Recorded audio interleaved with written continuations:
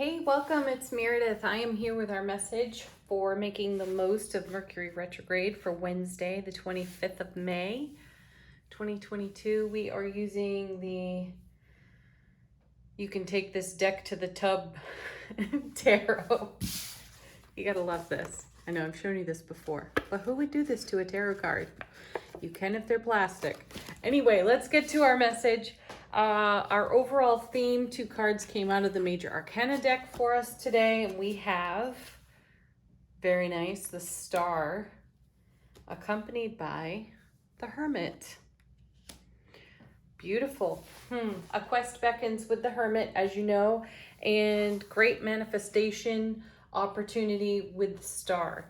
And my favorite of all Star cards comes out of the Light Seer's Tarot, where the character on the card, you can see her heart space all lit up and a tendril of energy going up to the heavens. You could see it the reverse too. It could be bringing heaven to earth within the heart space.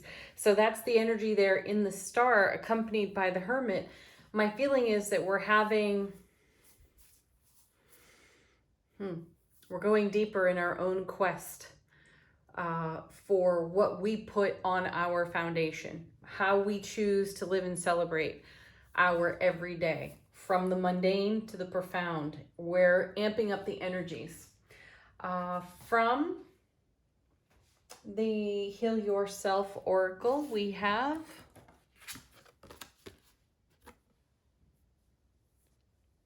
Discover Your Life Purpose. Ooh, what a wonderful card to have next to the Star and the Hermit.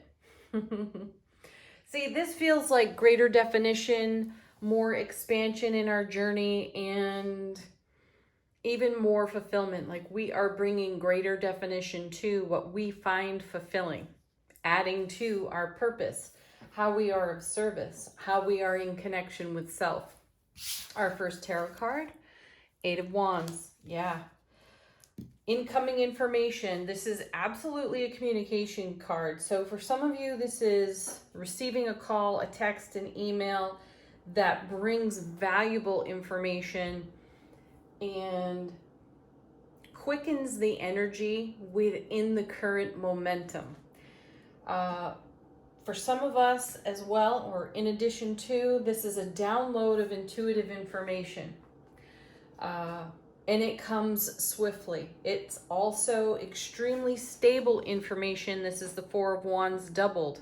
So do keep that in mind. And this is also a card about bringing energies together. We've seen a bit of the Temperance card recently. So there's a lot of alchemy within the current momentum in our sphere of influence. So let's come back to the Star and keep in mind what we nurture in Heart Center and how we discover and journey and quest with that energy, and how fulfilling that is to our purpose, or defining, redefining, super refining of our purposes. Okay, next.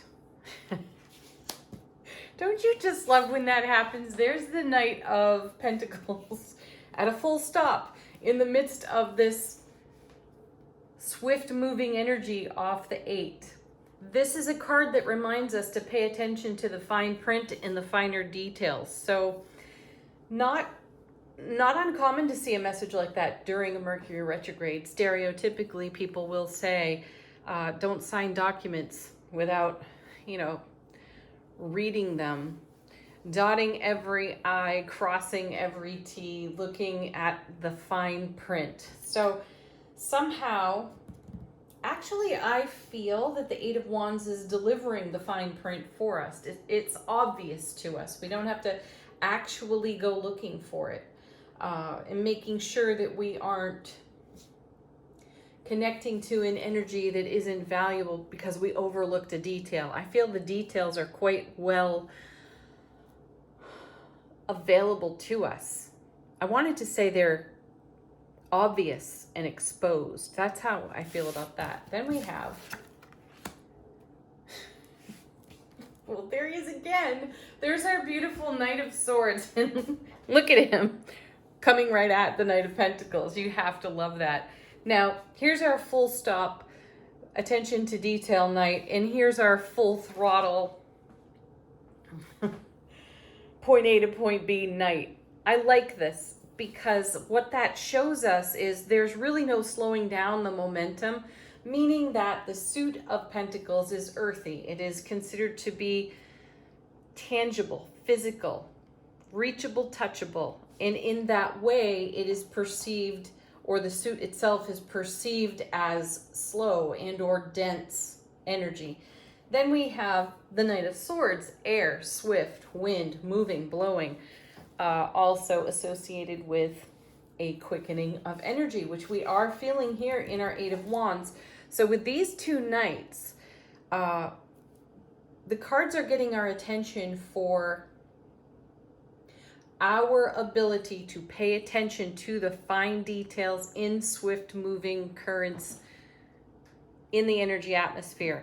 And that's why the placement of the Knight of Pentacles is so important, because we are not going to miss anything as we move along swiftly, as we allow and accept what's on offer to us, as we deepen our journey and expand our quest here off the Hermit in fulfillment of what the star is offering us in heart space as we develop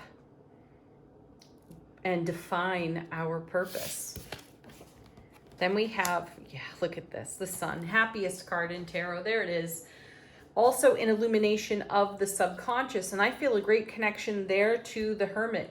Something becomes very obvious to us today as it rises up out of our subconscious awareness, and we're able to see our own programming. So consider that you wake into this miraculous and beautiful new day, and you look around and all is good, all is well on your foundation, and you feel this little nugget of something. It's kind of pulling at you for attention. And then you start to hear some ego speak. And whatever that ego speak is, it's coming up out of programming, belief system, and it's there to be witnessed swiftly. Our attention to the finer details of how that little nugget of ego speak could have an impact on our quest. What do we want to do with that energy? So unconditional loving kindness within self-relationship is the way to go. Love is the answer to all things. So bring greater love to whatever rises up out of your subconscious. Pay attention to the intuitive signs that are swiftly moving through the energy atmosphere today, and also use the